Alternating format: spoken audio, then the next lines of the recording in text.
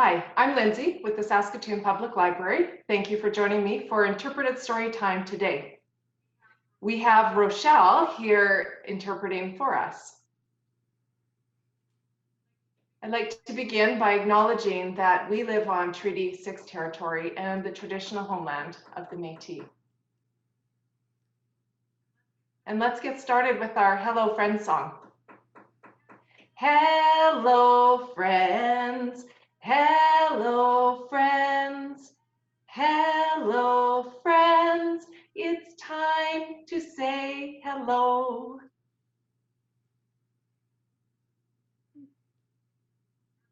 Our first book today is called Caps for Sale, and it's written by Espir Slobodkina. Now, this book says celebrating 75 years on the cover, but actually this book is 80 years old. This book was first made in 1940. All right, Caps for Sale. Once there was a peddler who sold caps. He was not like an ordinary peddler, carrying his wares on his back. He carried them on top of his head. First, he had on his own checked cap, then a bunch of gray caps, then a bunch of brown caps, then a bunch of blue caps, and on the very top, a bunch of red caps.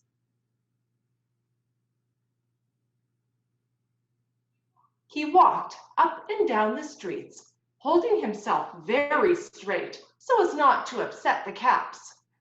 As he went along, he called, "Caps, caps for sale, 50 cents a cap." One morning, he couldn't sell any caps. He walked up the street and he walked down the street calling, "Caps, caps for sale, 50 cents a cap." But nobody wanted any caps that morning. Nobody wanted even a red cap. He began to feel very hungry, but he had no money for lunch. "I think I'll go for a walk in the country," said he. And he walked out of town, slowly, slowly, so as not to upset the caps.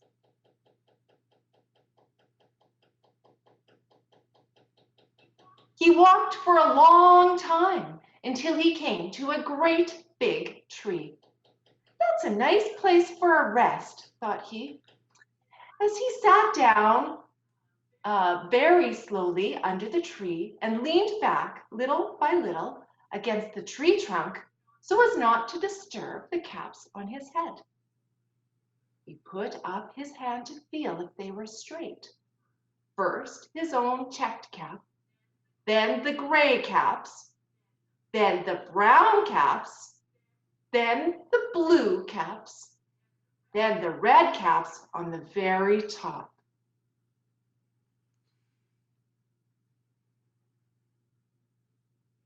They were all there, so he went to sleep. He slept for a long time. When he woke up, he was refreshed and rested. But before standing up, he felt with his hand to make sure his caps were in the right place. All he felt was his own checked cap. He looked to the right of him. No caps. He looked to the left of him. No caps. He looked in back of him. No caps. He looked behind the tree. No caps. Then he looked up into the tree, and what do you think he saw? You think his caps might be up there? On every branch sat a monkey. On every monkey was a gray or a brown or a blue or a red cap.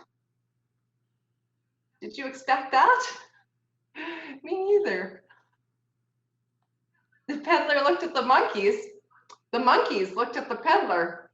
He didn't know what to do. Finally, he spoke to them. "You monkeys, you," he said, shaking a finger at them. "You give me back my caps." But the monkeys only shook their fingers back at him and said, this made the peddler angry, so he shook both hands at them and said, you monkeys, you give me back my caps. But the monkeys only shook their hands back at him and said,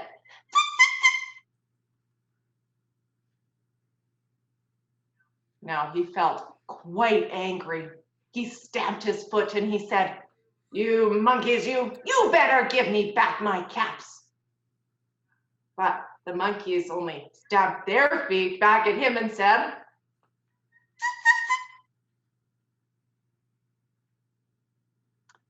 by this time, the peddler was really very, very angry. He stamped both his feet and shouted, you monkeys, you give me back my caps. But the monkeys only stamped both their feet back at him and said,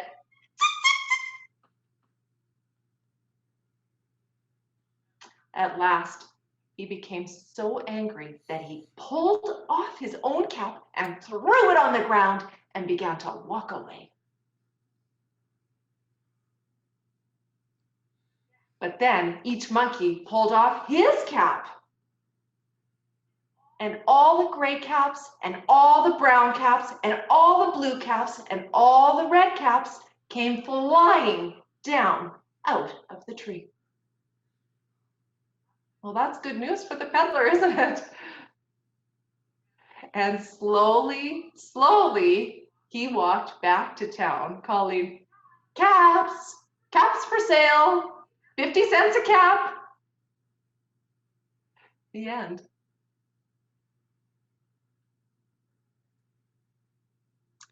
Well, now that we've had some time reading about caps and a tree, let's do a big stretch and pretend that we're picking apples from an apple tree.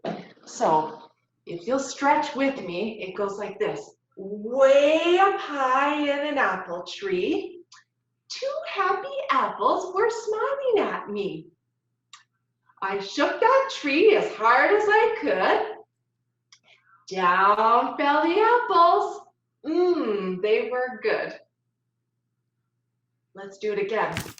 Way up high in an apple tree, 2 happy apples were smiling at me. I shook that tree as hard as I could, and down fell the apples. They were good. Well, I hope you feel all stretched out.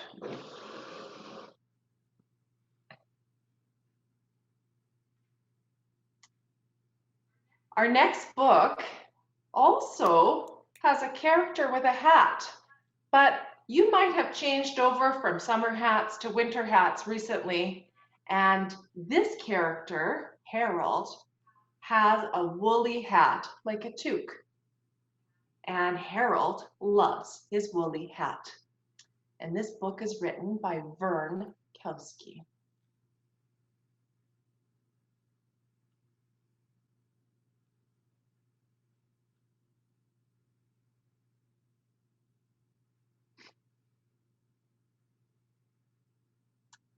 Harold loves his woolly hat.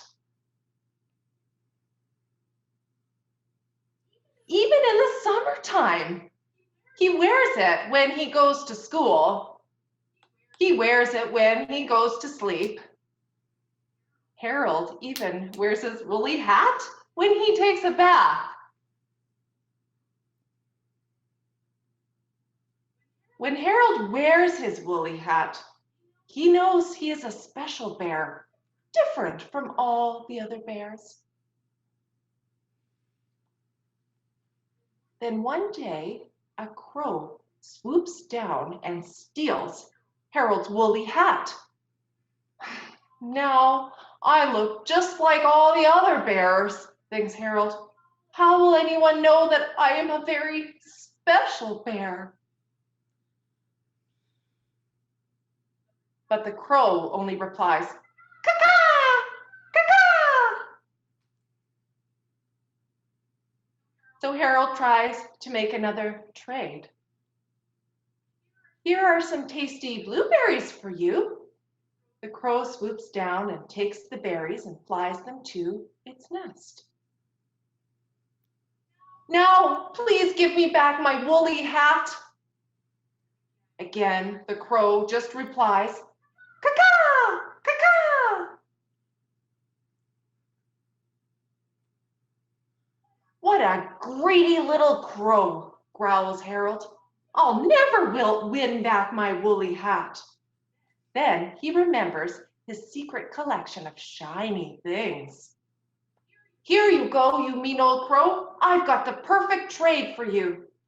The crow swoops down and takes the things and flies them to its nest.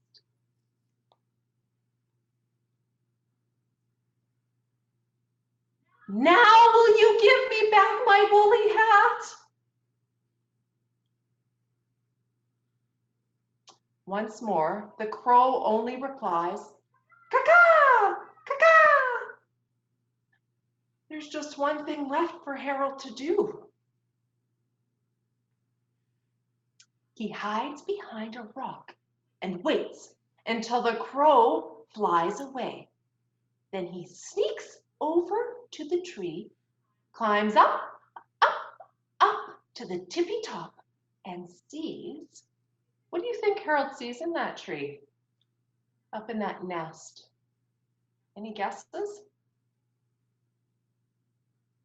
3 baby crows. Oh, they look so cute. Harold tucks the crows in tight, then quietly climbs down from the nest. Even without my woolly hat, he whispers, I am still a very special bear.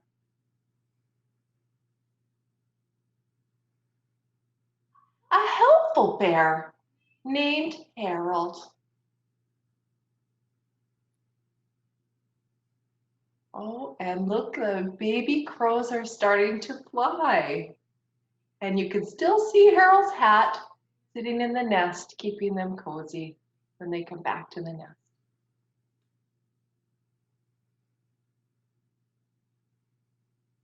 All right, I have a little poem to share with you about 5 little snowmen or snow people. We're going to call them snow friends. Did you see at the start of that book that Harold was making snow friends? Maybe you've made a snow friend lately. All right, let's get started. 5 little snow friends standing in a row, each with a hat and a big red bow.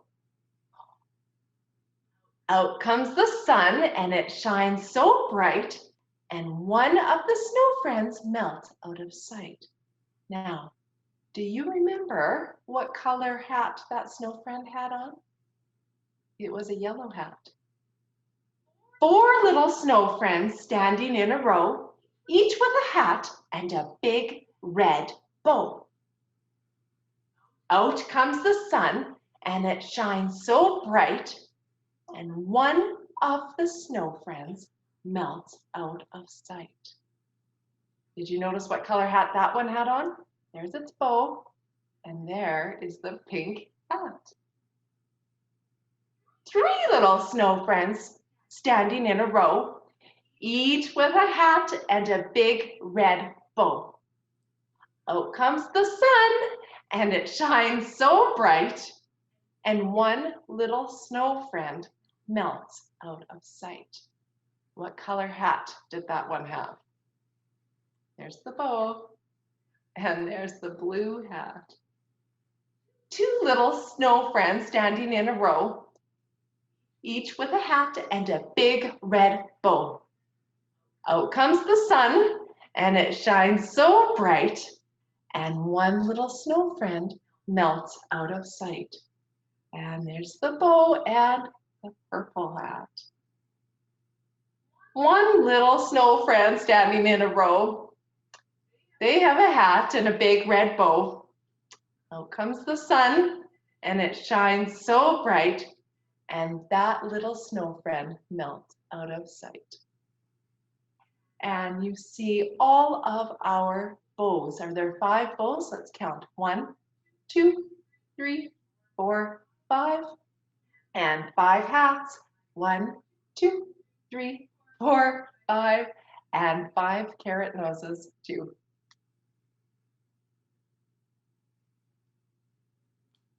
Our last book today is called A Hat for Minerva Louise, and it's written by Janet Morgan Stoke. And Minerva Louise is this chicken here. There she is. Minerva Louise loved snowy mornings. Her friends didn't like them one bit. They stayed inside all day with their heads tucked under their wings.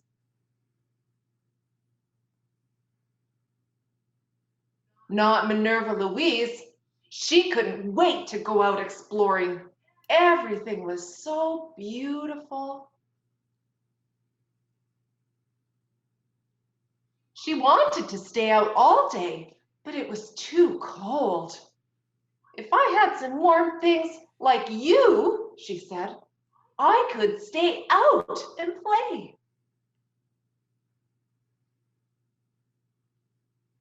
A scarf might help, but not this one. It's way too big. Do you think a garden hose would make a nice warm scarf anyways? I don't think so either. And these shoes are too big too. Gloves for shoes. A hat, that's just what I need. And do you see that she thinks a flower pot might make a good hat? But not this one. And not this one either. It's too heavy. Have you ever tried a boot for a hat? I don't think it would be warm either. Too heavy and too cold.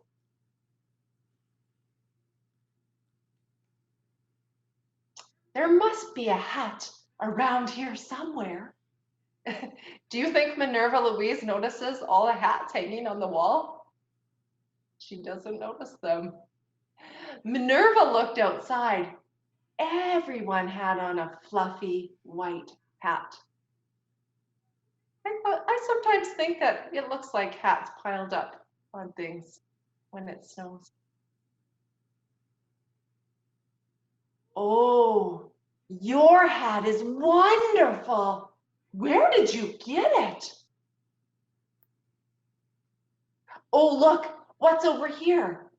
Can you see what Minerva notices in the corner there?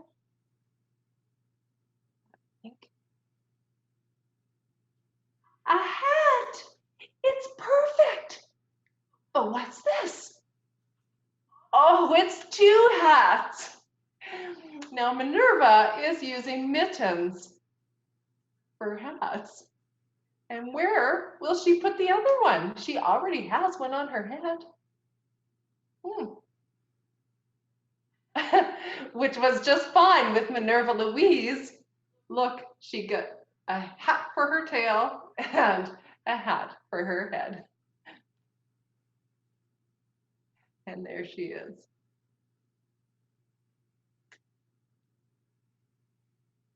Well, we've come to the end of our story time, and I'd like to sing Goodbye Friends with you. Goodbye, friends. Goodbye, friends. Goodbye, friends. It's time to say goodbye. Bye.